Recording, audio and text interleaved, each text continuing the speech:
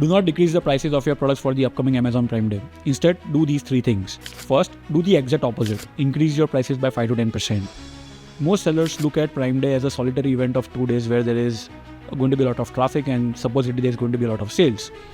What they don't look at is 2 days before the Prime Day and 3 days after, there is practically half the amount of conversions that normally happen.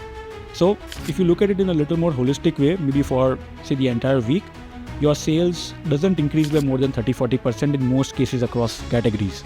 And this brings me to the second thing that you should be doing. Optimize your ads. What do I mean by this?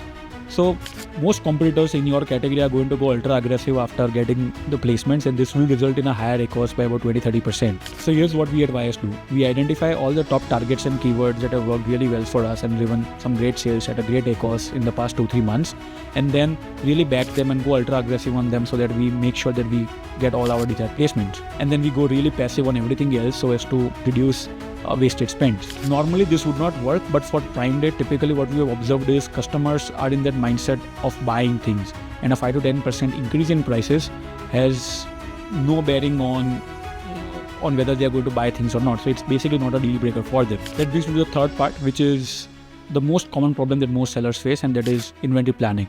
How many times have you faced shipment issues with storage or with pickups like a week before Prime Day?